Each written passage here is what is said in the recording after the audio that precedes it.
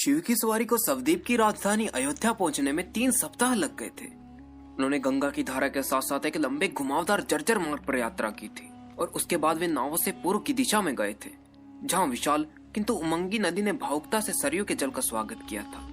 उसके बाद उन्होंने सरयू पर उत्तर की दिशा में जल में यात्रा की थी और तब जाकर वे उस नगर में पहुंचे थे जो प्रभु श्री राम का जन्म स्थल था। यह अत्यधिक लंबा घुमावदार मार्ग था, किंतु सवदीप अर्थात व्यक्तियों के द्वीप में अत्यधिक जीर्ण शीर्ण मार्गों को देखते हुए यही सबसे शीघ्र पहुंचने वाला मार्ग था। मेलुहावासी सैनिकों की उत्सुकता इतनी अधिक थी कि उसकी तुलना भी नहीं की जा सकती थी। उन्होंने प्रभु श्री राम के नगर का वर्णन मात्र पौराणिक कथाओं में ही सुना था, किसी ने भी कभी भी देखा नहीं था। अयोध्या, जिसका शाब्दिक अर्थ होता है अजय अर्थात अभेद्य, अथवा जिसे आसानी से जीता न जा सके, वह एक ऐसी भूमि थी जहाँ सर्वप्रथम प्रभु श्री राम के चरण पड़े थे। उनकी आशा थी कि चंद्रवंशी की उपस्थिति में विध्वंस होने पर भी वह नगर अत्यधिक जगमगाता हुआ होगा। उनकी आशा थी कि वह नगर व्यवस्था एवं समानता का मेरुधान होगा। इसके पश्चात भी कि चंद्रवंशियों ने उसके आसपास की भूमि को अस्त व्यस्तता के हवाले कर दिया था। वे पूरी तरह से निराश हुए। अयोध्या किसी भी दृष्टि से देवगिरी के समान नहीं थी। वैसे तो पहली दृष्टि में ऐसा प्रतीत हुआ कि वह नगर बहुत ही अच्छा होगा। बाहरी दीवारें मोटी थी और आश्चर्यजनक ढंग से शक्तिशाली भी थी। मेलुहा की दीवारों के शालीन भूरे रंग के विपरीत अयोध्या के भारी भाग अतिव्ययी ढंग से इस ब्रह्मांड में जितने भी रंग उपलब्ध हो सकते थे उनसे पुते हुए थे। हालांकि प्रत्येक दूसरी ईंट चंद्रवंशियों के राजशाही रंग मौलिक श्वेत रंग में रंगी हुई थी। नगर की मीनारों से गुलाबी एवं नीले रंग वाली अनेक पताकाएं बांधकर सजाई हुई थी। वे पताकाएं किसी विशेष उत्सव के लिए नहीं सजाई गई थी, बल्कि नगर की शोभा बढ़ाने के लिए स्थायी तौर पर लगाई गई थी। साम्राज्य का मार्ग अचानक ही तीव्रता से दुर्ग की दीवारों के साथ साथ घूमकर मुख्य प्रवेश द्वार की ओर चला गया था, ताकि हाथियों एवं प्रक्षेप अस्त्र आदि को चलाने वाले यंत्रों को सीधे प्रवेश द्वार तक आने से रोका जा सके। मुख्य प्रवेश द्वार पर सबसे ऊपर अत्यधिक सुंदरता से विभूषित क्षितिज रूप से एक दूज का चांद दीवार में स्थापित किया गया था। उसके नीचे चंद्रवंशियों का घोष वाक्य लिखा गया था, श्रृंगार, सौंदर्य, स्वतंत्रता। एक बार जब वे नगर के अंदर प्रविष्ट हुए तो अति विशुद्धता एवं सुंदर व्यवस्था को प्रेम करने वाले मेलुहा वासियों को एक झटका सा लगा। कृतिका ने उस नगरीय व्यवस्था को अत्यधिक गड़बड़ी से कार्यशील व्यवस्था कहकर संबोधित किया। मेलुहा के नगरों के विपरीत अयोध्या का निर्माण वेदिका पर नहीं किया गया था। इससे स्पष्ट था कि यदि सरयू नदी भी अनिश्चित स्वभाव वाली सिंधु नदी के समान कभी भी बाढ़ग्रस्त हुई तो नगर जल में डूब जाएगा। अनेक नगरीय दीवारें जो 7 संकेंद्रित वृत्तों में बनाई गई थी, वे आश्चर्यजनक ढंग से मोटी एवं ताकतवर थी। हालांकि सेनानायक की रणनीतिक आंखों को देखने पर यह समझने में अधिक समय नहीं लगा कि वे दीवारें सैनिक बुद्धि वालों द्वारा योजनागत नहीं थी। असल में वे बड़े ही अस्त व्यस्त ढंग से एक के बाद एक जोड़ी गई थी। जब नगर ने अपना आवरण खोला था और पूर्व के घेरे से बाहर निकलकर दूर तक विस्तार कर लिया था, इसी कारण से प्रत्येक दीवार में अनेक कमियां थी, जिनका उपयोग घेरेबंदी करने वाले शत्रु सरलता से कर सकते थे। संभवतः इसी कारण से चंद्रवंशी सुदूर जाकर किसी युद्ध भूमि में युद्ध करना पसंद करते थे, न कि अपने नगर को सुरक्षित करना। उनकी आधारभूत संरचनाएं चंद्रवंशियों के उदासीन कलंक के समान थी। यह वाद विवाद करने के कार्य को न करने का बहाना हो सकता था। सड़कें और कुछ नहीं मात्र धूल से भरी पगडंडी के समान थी। हालांकि एक उल्लेखनीय अपवाद भी था। वह था सफाई से खड़ंजे से पक्का किया हुआ राजपथ अर्थात राजशाही मार्ग, जो बाहरी दीवार से वैभवपूर्ण राजशाही महल तक सीधा बना हुआ था। सवदीपवासी इस बारे में उपहास करते थे कि सड़क के मध्य गड्ढे ढूंढने के बजाय उन्हें गड्ढों में सड़क ढूंढने की आदत पड़ गई थी।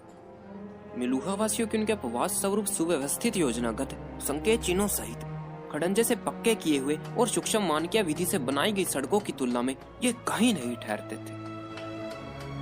समस्त नगर में इधर उधर अतिक्रमण हुए पड़े थे। कई खुले मैदानों में बड़ी बड़ी मलिन बस्तियों ने जन्म ले रखा था, क्योंकि अवैध अप्रवासियों ने उनमें अपने तंबू लगा रखे थे। किनारों पर तंबू लगाकर अतिक्रमण करते हुए आवासहीन लोगों के तंबुओं ने संकुचित सड़कों को और भी संकुचित कर दिया था। धनी घर वालों एवं आश्रयहीन लोगों के मध्य हमेशा तनाव का वातावरण बना रहता था। सम्राट ने 1910 ईस्वी पूर्व से पहले बने सभी अतिक्रमणों को वैध घोषित कर दिया था। इसका अर्थ यह था कि मलिन बस्तियों में रहने वाले लोगों को तब तक विस्थापित नहीं किया जा सकता था जब तक कि प्रशासन उनके लिए अन्य आवासों की व्यवस्था नहीं कर देता। एक छोटी सी समस्या यह भी थी कि चंद्रवंशी प्रशासन इतने विकराल तरीके से अप्रभावित था कि पिछले 12 वर्षों में मलिन बस्तियों के निवासियों के लिए एक भी आवास बनकर तैयार नहीं हो पाया था। अब यह वार्ता हो रही थी कि इसके लिए निर्धारित समय को कुछ और बढ़ा दिया जाए। अतिक्रमण खराब सड़कों सहित घटिया निर्माणों ने यह प्रभाव छोड़ा कि नगर अपने अंतिम पतन की ओर अग्रसर था। मेलुहावासी क्रोध में थे।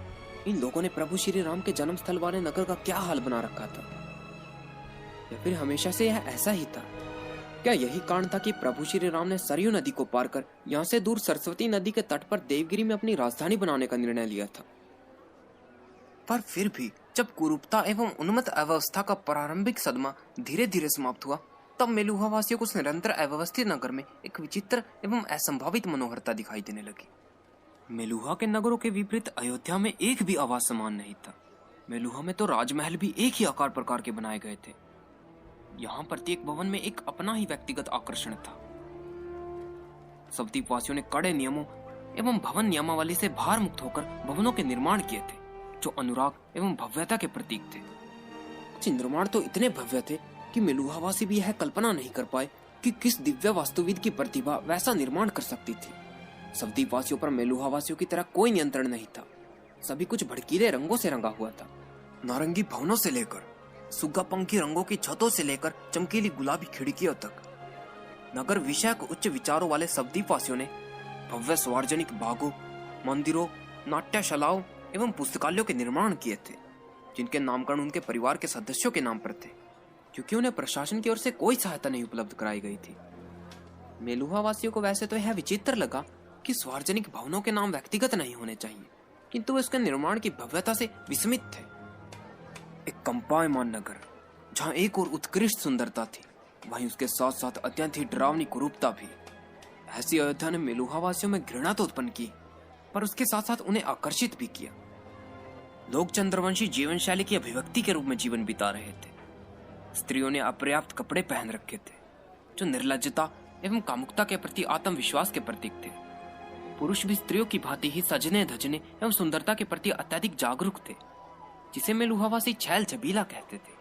स्त्रियों एवं पुरुषों के मध्य जो संबंध थे, उन्हें लक्षण के रूप में डगमगाने वाली चरम स्थिति तक देखा जा सकता था। प्रेम की पराकाष्ठा घृणा की पराकाष्ठा के सह अस्तित्व में थी, जो अत्यंत ही ऊंचे स्वरों में परिणत थे और जो अत्यंत ही आवेग पर आधारित थे। अयोध्या में कुछ भी छोटे स्तर पर नहीं होता था।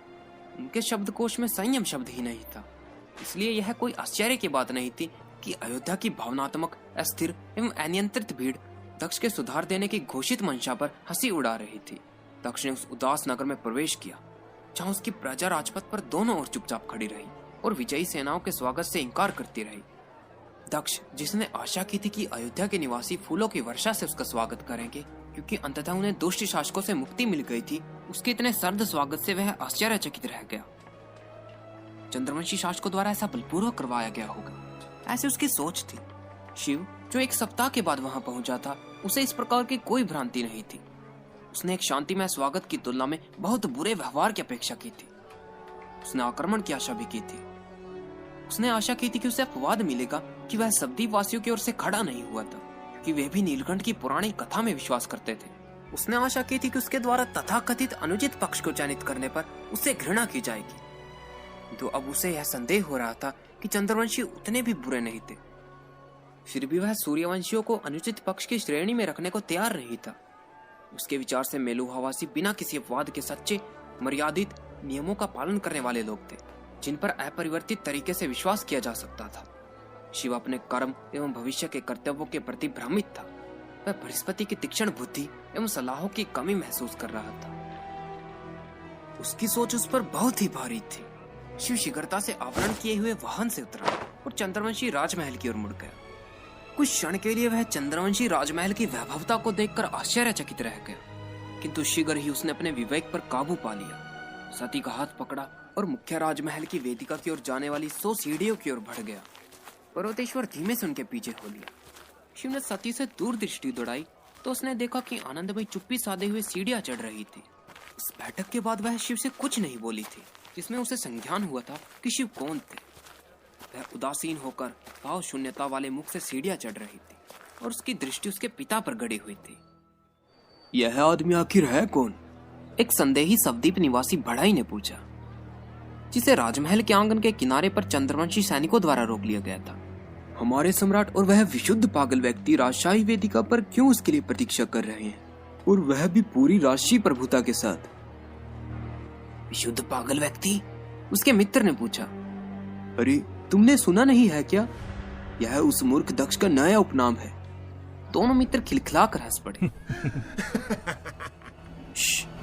उनके बगल में खड़े एक वृद्ध व्यक्ति ने चुप रहने का इशारा करते हुए कहा, तुम नवयुवकों में बुद्धि नहीं है क्या? अयोध्या का अपमान हो रहा है और तुम लोग आपस में मस्करी कर रहे हो। इस मध्य शिव राशि वेदिका पर पहुंच चुका था। दक्ष ने नीचे झुककर नमस्ते किया। शिव ने हल्की मुस्कान के साथ उसकी नमस्ते का उत्तर दिया। दिलीप की आंखें नम थी। वह नीचे झुका और उसने धीमे रुआंसे स्वर में कहा, मैं दुष्ट नहीं हूं प्रभु, हम लोग दुष्ट नहीं हैं। यह क्या था? दक्ष ने पूछा। उसके कान दिलीप के स्वरों को सुनने को आतुर हो गए। शिव का रुंधा हुआ गला कुछ भी ध्वनि निकालने से इनकार कर गया। दिलीप से कुछ न सुनने की दशा में दक्ष ने अपना सिर हिलाया और धीमे स्वर में बोला, प्रभु, संभवतः यही अवसर है कि आपका परिचय अयोध्या की प्रजा से करवा दिया जाए।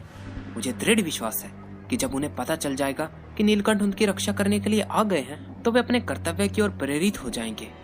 इससे पूर्व कि दुखमय शिव कोई उत्तर दे पाता, उसका ध्यान रखने वाली उसकी पत्नी ने कहा, पिताश्री, शिव थके हुए हैं, यात्रा बड़ी लंबी रही थी, क्या वे थोड़ी देर विश्राम कर सकते हैं? हाँ हाँ, निसंदेह, क्षमा याचना वाले स्वर में दक्ष ने धीमे से कहा। उसके बाद शिव की ओर मुड़ते हुए उसने कहा, मुझे क्षमा करे प्रभु, कभी कभी मेरा उत्साह कुछ अधिक ही हो जाता है। आप आज विश्राम क्यों नहीं कर लेते? हम आपका परिचय कल दरबार में करवा सकते हैं। शिव ने दिलीप की चिंताग्रस्त आंखों को देखा।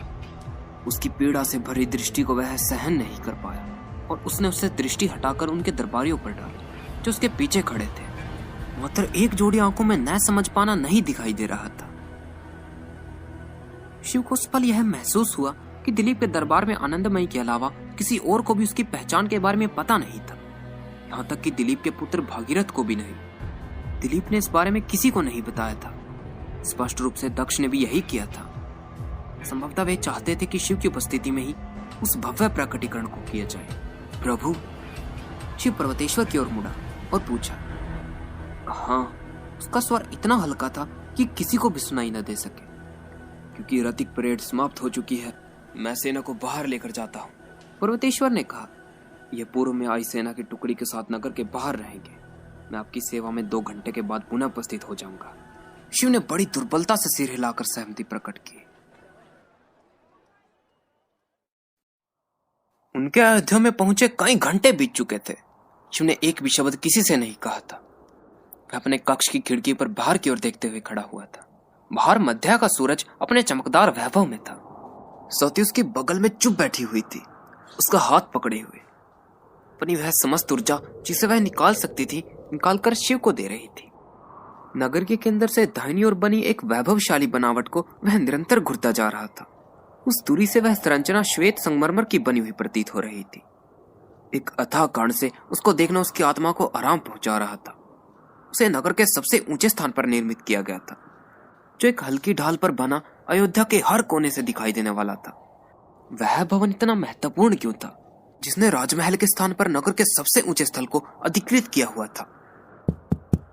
एक ऊंची और अग्राही खटखटाहट ने उसकी सोच को मध्य में ही भंग कर दिया। कौन है? पर्वतेश्वर उस कक्ष में पीछे की ओर अपनी कुर्सी से उठकर गुर्राया। प्रभु, नंदी ने उत्तर दिया, यह राजकुमारी आनंदमयी है। पर्वतेश्वर ने हल्की कराह भरी और शिव की ओर मुड़कर देखा। नीलकंठ ने सिर हिलाकर सहमति प्रकट की। उसे अंदर आने दो, पर्वतेश्वर ने आदेश दिया। आनंदमयी ने प्रवेश किया। उसकी आश्चर्यजनक मुस्कान पर्वतेश्वर की ओर थी, जिस पर पर्वतेश्वर ने संदेहात्मक रूप से आंखें तरेर कर पूछा, मैं आपकी क्या सहायता कर सकता हूँ महारानी जी? मैंने आपसे पहले भी कहा था पर्वतेश्वर कि आप मेरी कैसे सहायता कर सकते हैं। आनंदमयी ने उसे चिढ़ाते हुए कहा, यदि आप बार बार प्रश्न पूछने के बदले अपने उत्तर की सुनेंगे तो निश्चय ही हमारी बात आगे बढ़ सकती है। पर्वतेश्वर की प्रतिक्रिया लज्जा एवं क्रोध मिश्रित थी। 3 सप्ताह में शिव के मुख पर पहली बार एक दुर्बल मुस्कान उभरी थी। कुछ कारण से इस तथ्य ने कि आनंदमयी अपने पहले स्वरूप में वापस आ गई थी, शिव को खुशी प्रदान की थी। आनंदमयी शिव की ओर मुड़ी और उसने पूरी तरह से झुककर अभिवादन करते हुए कहा, सच्चाई मेरे सामने आ चुकी है प्रभु। मेरे पूर्व के चिड़चिड़ापन के कारण मैं क्षमा प्रार्थी हूँ। उस समय मैं अत्यधिक सदमे में थी। आपका सूर्यवंशियों की ओर होना इन दो व्याख्याओं में से कोई एक ही सत्य कर सकता है। या तो हम लोग बुरे हैं या फिर आप वो नहीं है जो हम लोग आपको समझते रहे हैं और पौराणिक कथा झूठी है। इनमें से किसी भी विवरण को स्वीकार करने से मेरी आत्मा ध्वस्त हो जाएगी। शिव ने आनंदमयी को ध्यानपूर्वक देखा। किंतु मैंने अब तक यह अनुभव कर लिया है, आनंदमयी ने कहना जारी रखा, कि पौराणिक कथा झूठी नहीं है और हम लोग बुरे नहीं है। यह मात्र इतना है कि आप अत्यधिक सरलमती हैं। आपको इन सूर्यवंशियों ने गुमराह कर दिया है। मैं सब सही कर दूंगी। मैं आपको हमारे मार्ग की अच्छाई दिखाऊंगी। हम बुरे नहीं हैं। आंखें तरेर कर देखते हुए पर्वतेश्वर ने कहा। पर्वतेश्वर, आनंदमयी ने आह भरते हुए कहा, मैंने आपसे पहले भी कहा है कि आपके सुंदर मुख का उपयोग बातचीत करने के बदले कहीं और अधिक है। आप इन सांसों का अनावश्यक अपव्यय न करें। अपना अकड़पन रहने दो स्त्री, पर्वतेश्वर ने चिल्लाकर कहा। आप सोचती हैं कि हम लोग बुरे हैं? क्या आपने देखा है कि आप लोग अपनी प्रजा की देखभाल किस प्रकार करते हैं? हमारी पूर्व की यात्रा ने हमें भूखी आंखों से घूरा। आपकी खड्डे वाली सड़कों के किनारे पर अनाथ बच्चे लेटे रहते हैं।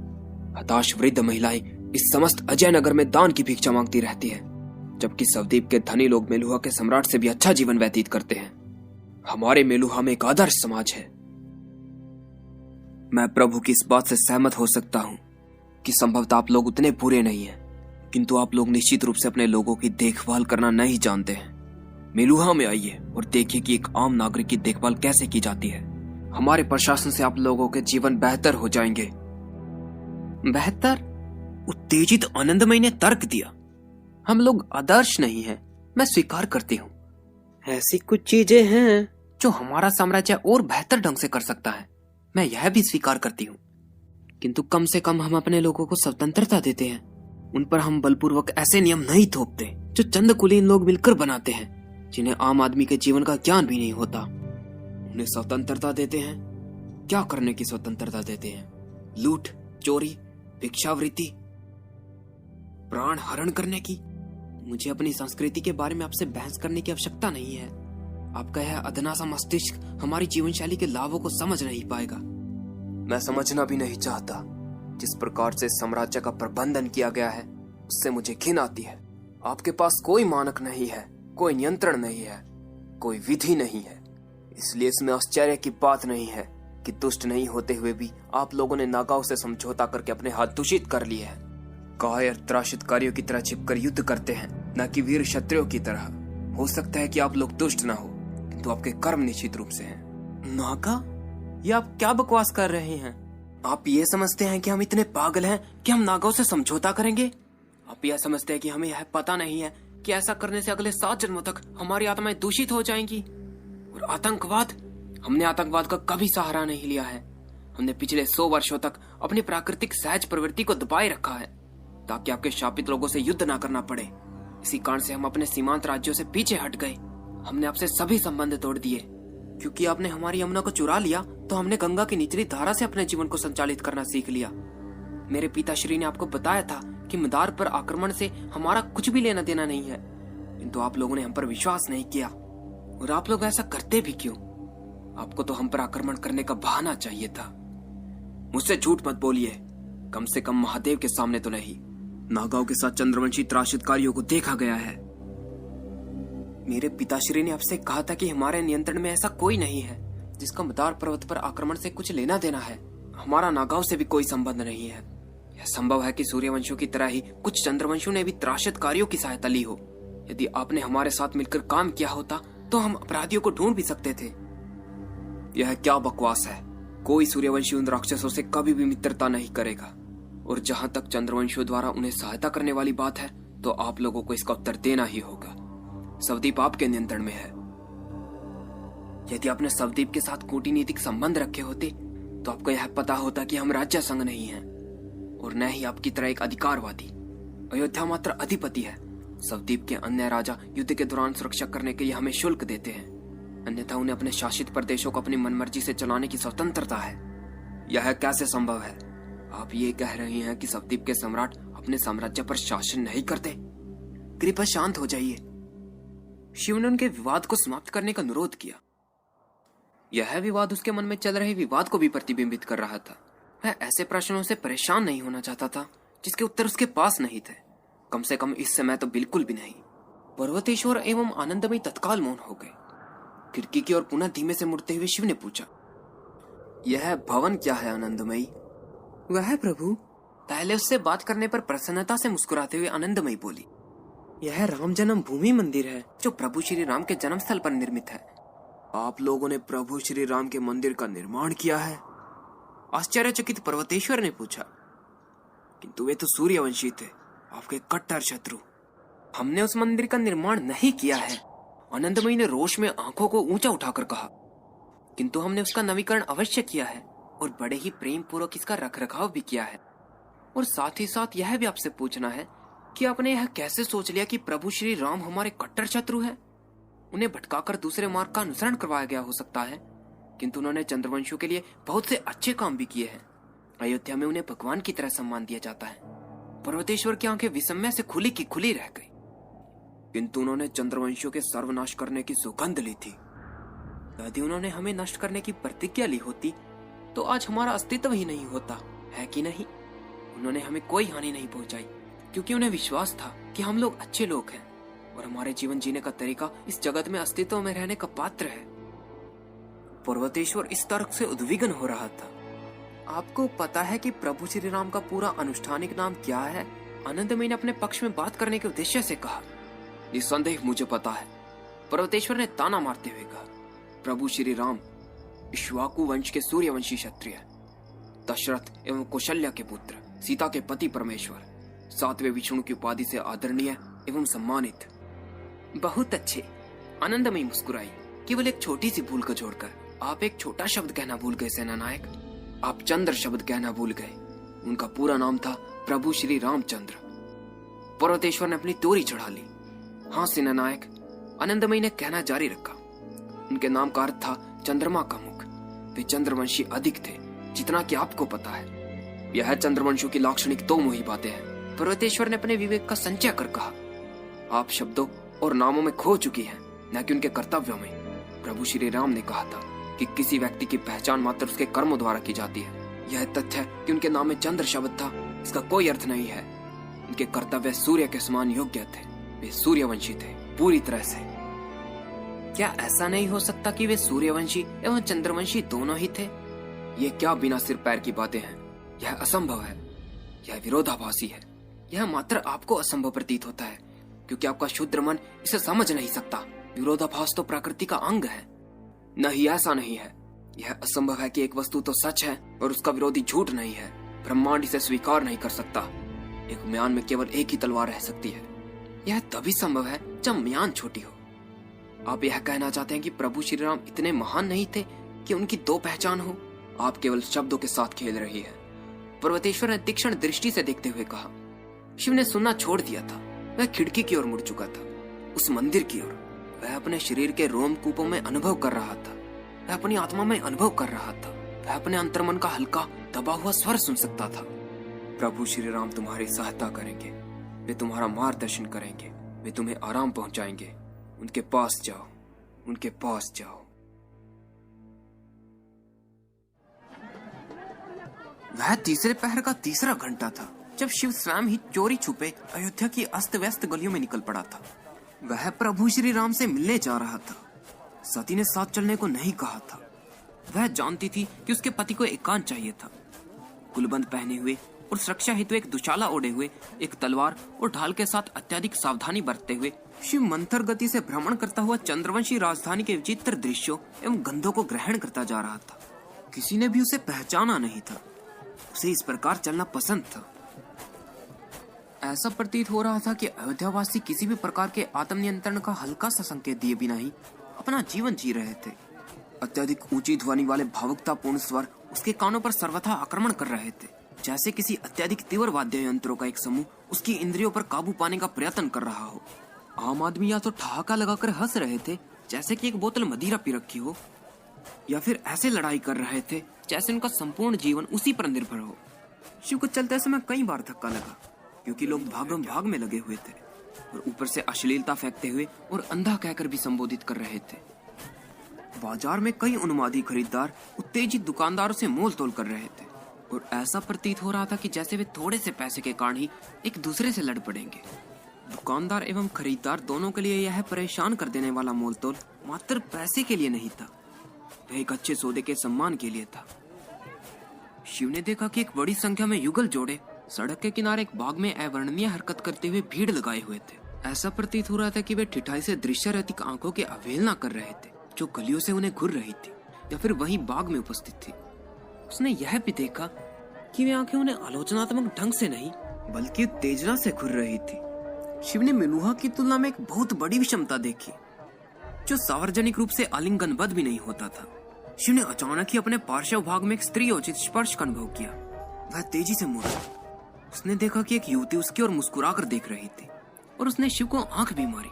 जैसे ही शिव की दृष्टि उस पर पड़ी, इससे पहले कि शिव कुछ प्रतिक्रिया कर पाता, उसने एक अधेड़ स्त्री को उसके पीछे चलते हुए देख लिया था। उस स्त्री को युवती की माताजी समझकर शिव ने निर्णय लिया कि उस असावधानी को लज्जित न करने के इरादे से भूल जाए। जैसे ही वह मुड़ा तो उसने पुनः अपने पार्श्व भाग पर एक हाथ का अनुभव किया।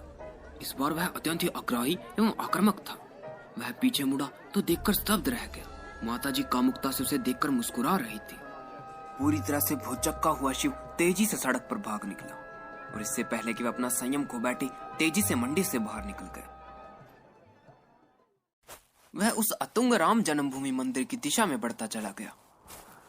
जैसे ही वह वहां पहुंचा तो अयोध्या की वह अपराज्य झंकार महत्वपूर्ण रूप से हल्की हो गई थी। संभवतः यह नगर का एक शांत आवासीय क्षेत्र था। उत्कृष्ट भवनों एवं छायादार मार्गों से यह क्षेत्र धनी लोगों का प्रतीत हो रहा था। दाहिने मुड़ने के बाद वह उस सड़क पर था जो उसके गंतव्य तक जाती थी। वह सड़क एक शानदार घुमाव को लेते हुए एक पहाड़ी की ओर घूम गई थी। संभवतः अयोध्या में राजपथ के बाद यही एकमात्र सड़क थी जिसमें जलज गर्तिका नहीं थी। सुंदर सुंदर गुलमोहर के वृक्ष सड़क के दोनों ओर लगे हुए थे। उन वृक्षों की गुलाबी पत्तियां थके हारों एवं खोए हुए लोगों के लिए पथ प्रकाशित कर रही थी। पथ उनके उत्तरों की ओर नेतृत्व प्रदान कर रहे थे, प्रभु श्री राम के पथ पर। शिव ने अपनी आंखें बंद कर ली और एक गहरी सांस ली। चिंता ने उसके हृदय को कुतरना प्रारंभ कर दिया था। उसे क्या प्राप्त होगा? क्या उसे शांति प्राप्त होगी? क्या उसे उत्तर प्राप्त होगा? जैसी उसकी आशा थी, क्या उसे कुछ ऐसा मिलेगा कि उसने कुछ अच्छा किया था? वह अच्छा कार्य जो इस समय उसे दिखाई नहीं दे रहा था, या फिर उससे कहा जाएगा कि तुमने एक भयंकर भूल कर दी है और सहस्त्र लोग अकारण ही मारे गए थे। शिव ने अपनी आंखें धीरे से खोली, स्वयं को कड़ा किया और धीमे धीमे प्रभु का नाम जपते हुए धीरे धीरे चल पड़ा। जय श्री राम, जय श्री राम, जय श्री राम, जय श्री राम, जय श्री राम। कुछ दूरी चढ़ने के बाद शिव का जप बाधित हो गया। एक वक्राकार मोड़ पर उसने एक झुर्रीदार वृद्ध पुरुष को देखा। उसे देखकर ऐसा प्रतीत हो रहा था कि उसने कई सप्ताह से कुछ भी भोजन नहीं किया था। उसके टखने पर एक घाव था जिसमें आर्द्रता एवं लापरवाही के कारण मवाद भर गया था। उसने पटसन से बना हुआ बोरा पहन रखा था जो अजीब ढंग से उसकी कमर में बंधा हुआ था और सन की रस्सी के सहारे इसके कंधे से लटका हुआ था और कभी भी खुल सकने की अवस्था में था। वह फुटपाथ पर बैठा हुआ था। सनायु जैसे दाहिने हाथ से चूहों के काम में बाधा डालता हुआ अपना सिर बड़ी प्रबलता से खुजला रहा था। अपने बाएं हाथ से बहुत ही असावधानी पूर्वक एक केले के पत्ते को संतुलित किए हुए था जिस पर एक रोटी का टुकड़ा और दलिया पड़ा हुआ था। ऐसा दिखाई दे रहा था कि वह भोजन किसी सस्ते भोजनालय का था जो किसी दानी या दोषी आत्मा द्वारा दान था। इस प्रकार का भोजन तो मेलुहा में किसी पशु को भी नहीं खिलाया जा सकता। तीव्र क्रोध की लहर उसके शरीर में दौड़ पड़ी। वह वृद्ध व्यक्ति प्रभु श्री राम के घर के द्वार पर भिक्षा मांग रहा था, नहीं पीड़ित था, और ऐसा प्रतीत हो रहा था कि किसी को उसकी सुध नहीं थी। वह किस प्रकार का प्रशासन होगा जो लोगों को इस प्रकार रखता होगा? मेलुहा प्रशासन परिश्रम से सभी लोगों का लालन पालन करता है। वहाँ सबके लिए पर्याप्त भोजन था, कोई बिना घर का नहीं था। प्रशासन ने वास्तव में काम किया था। अगर वह वृद्ध व्यक्ति देवगिरी में निवास करता होता तो उसे इस प्रकार का अपमान नहीं सहना होता। क्रोध ने धनात्मक ऊर्जा को मार्ग प्रदान कर दिया था और शिव ने उत्तर पा लिया था। वह अब जान चुका था कि पर्वतेश्वर सही था। संभवतः चंद्रवंशी दुष्ट नहीं थे, किंतु उन्होंने घृणित अस्तित्व का नेतृत्व किया हुआ था। सूर्यवंशी व्यवस्था इनके जीवन को नाटकीय ढंग से बेहतर बना सकती थी। चारों ओर प्रचुरता और समृद्धि होगी। इस युद्ध से कुछ अच्छा ही निकल कर आएगी। संभव है कि उसने इतनी भी भयंकर भूल नहीं की थी। उसने प्रभु श्री राम को धन्यवाद किया। उसने सोचा कि उसने उत्तर पा लिया था। हालांकि उसके भाग्य ने षड्यंत्र रचकर उसे इस छोटी सी सांत्वना देने से भी इनकार कर दिया। उस वृद्ध भिखारी ने देखा कि शिव उसे घूर रहा था। शिव की सहानुभूतिशील आंखों एवं करुणामय मुस्कान ने उस भिखारी के सूखे हुए गले में जीवन भर दिया और वह प्रत्युत्तर में मुस्कुराया। लेकिन उसकी मुस्कान भिक्षा के लिए भिखारी की टूटी हुई मुस्कान नहीं थी। यह एक ऐसे व्यक्ति का स्वागत करने वाली गर्म जोशी भरी मुस्कान थी जो अपने आप में शांति में था। शिव आश्चर्यचकित रह गया। अब वह वृद्ध व्यक्ति और भी गर्म जोशी से मुस्कुरा रहा था। जब उसने बड़े परिश्रम से अपना हाथ उठाकर बोला, क्या तुम कुछ भोजन करना पसंद करोगे मेरे बच्चे? शिव स्तब्ध रह गया। अत्यंत दयाशील व्यक्ति के बारे में जो उसने सोचा था कि वह दया एवं कृपा के योग्य था, उसकी इस विशाल हृदयता पर वह स्वयं को बहुत छोटा अनुभव कर रहा था। शिव को आमंत्रण पूर्ण देखकर उस वृद्ध व्यक्ति ने पुनः कहा, क्या तुम मेरे साथ भोजन करना पसंद करोगे पुत्र? हम दोनों के लिए पर्याप्त भोजन है। पूरी तरह से अभिभूत हुए शिव के पास इतनी शक्ति नहीं बची थी कि वह कुछ बोल सके। वह भोजन किसी एक व्यक्ति के लिए भी पर्याप्त नहीं था। वह व्यक्ति क्यों वह भोजन बांटने की बात कर रहा था जो इतना कम था? यह समझ से बाहर था। यह सोचते हुए कि शिव को ऊंचा सुनाई देता है, उस वृद्ध व्यक्ति ने ऊंचे स्वर में कहा, पुत्र मेरे साथ बैठो, भोजन करो। शिव को सिर हिलाने के लिए, शक्ति पाने के लिए भी संघर्ष करना पड़ रहा था। उसने कहा, बहुत बहुत धन्यवाद महोदय। उस वृद्ध व्यक्ति का मुख उदास हो गया। उसने कहा, यह अच्छा भोजन है, झूठा नहीं है। उसकी आंखें बता रही थी कि इसके हृदय में कितनी चुभन हुई थी। अन्यथा मैं तुम्हें भोजन करने के लिए कहता ही नहीं। शिव ने तत्काल अनुभव कर लिया कि उसने उस वृद्ध व्यक्ति के स्वाभिमान को चोट पहुंचा दी थी। उसने उसके साथ एक भिखारी की तरह व्यवहार कर दिया था। उसने झेप के साथ कहा, नहीं नहीं, मेरे कहने का अर्थ यह नहीं था। भोजन ठीक है, मैं तो बस। तो फिर आओ, बैठो मेरे साथ पुत्र। शिव ने सहमति में सिर हिलाया। वह फुटपाथ पर उस वृद्ध व्यक्ति के बगल में बैठा। वह वृद्ध व्यक्ति शिव की ओर मुड़ा और उसने उन दोनों के मध्य उस केले के पत्ते को भूमि पर रख दिया। शिव ने उस रोटी को और पतले दलिये को देखा जो अब तक उसे मनुष्य के भोजन योग्य प्रतीत नहीं हो रहा था। उस व्यक्ति ने अपना सिर उठाकर शिव की ओर देखा, जिसकी आधी आधी आंखें चमक रही थी। उसने मुस्कान के साथ कहा, भोजन ग्रहण करो।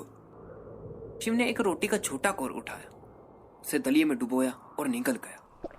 वह कोर उसके शरीर में आसानी से उतर गया, किंतु उसकी आत्मा पर बोझ डाल गया। जैसे जैसे वह वृद्ध निर्धन व्यक्ति प्रखरता से दीप्तिमान होता जा रहा था, वैसे वैसे ही लगा कि उसकी न्याय ममता का अस्तित्व कोई निचोड़कर बाहर निकलता जा रहा था। अच्छी तरह से भोजन करो पुत्र। यदि तुम इतना कम खाओगे तो अपना यह विशाल मांसल शरीर कैसे ठीक रख पाओगे? थोड़ा चौंकते हुए शिव ने उस वृद्ध व्यक्ति को क्षण के लिए देखा। उस वृद्ध व्यक्ति की सिकुड़ी हुई बाहों की परिधि शिव की कलाई से भी पतली थी। वह वृद्ध व्यक्ति छोटे छोटे ग्रास ले रहा था और बड़े बड़े ग्रास शिव की ओर रख दे रहा था। जैसे ही उसका हृदय गहरे समुद्र में डूब गया और उसके आंसू छलक आए, तो उसने शीघ्रता से वह अंतिम टुकड़ा भी खा लिया जो उस वृद्ध व्यक्ति ने दिया था। भोजन समाप्त होने में कुछ ही समय लगा। स्वतंत्रता, एक दयनीय के लिए प्रतिष्ठा की स्वतंत्रता, ऐसा कुछ जो मेलुहा व्यवस्था के प्रशासन में असंभव था। तुम्हारा पेट भर गया पुत्र। शिव ने सहमति में सिर हिलाया, किंतु वह अब भी उस वृद्ध व्यक्ति की आंखों में देखने की हिम्मत नहीं जुटा पा रहा था। बहुत अच्छे, जाओ, तुम्हें मंदिर तक की लंबी यात्रा करनी है। शिव ने ऊपर की ओर देखा। यह आश्चर्यजनक रूप से प्रभावशाली उदारता जो उस पर दिखाई गई थी, वह उस पर किम कर्तव्य विमूढ़ था। वह वृद्ध व्यक्ति जब स्नेह से मुस्कुराया, उसके पिचके हुए गाल चौड़े होकर खुल गए। वह लगभग भुखमरी के कगार पर था और उसके बाद भी उसने लगभग सारा भोजन एक अनजान व्यक्ति को दे दिया था। शिव ने जो वह निंदा करने का अपराध किया था, उसके लिए उसने अपने हृदय को कोसा। उस सोच की निंदा कि वह सचमुच में ऐसे लोगों की रक्षा कर सकता था। शिव ने पाया कि वह आगे की ओर झुक गया, जैसे किसी महान शक्ति की यही इच्छा हो। उसने अपने हाथों को आगे बढ़ाकर उस वृद्ध व्यक्ति के चरण स्पर्श कर दिया। उस वृद्ध व्यक्ति ने अपना हाथ उठाया और शिव के सिर पर कोमलता से स्पर्श करके आशीर्वाद दिया। तुम जो ढूंढ रहे हो उसे प्राप्त करो पुत्र। शिव उठ खड़ा हुआ। उसका हृदय अपराध बोध के आंसुओं से बोझिल था। उसका गला पश्चाताप की रुदन से अवरुद्ध था और उसकी सवधर्मिता उस वृद्ध व्यक्ति की उदारता से कुचली हुई पड़ी थी। उसने एक बड़ी भारी भूल कर दी थी। ये लोग दुष्ट कदापि नहीं थे।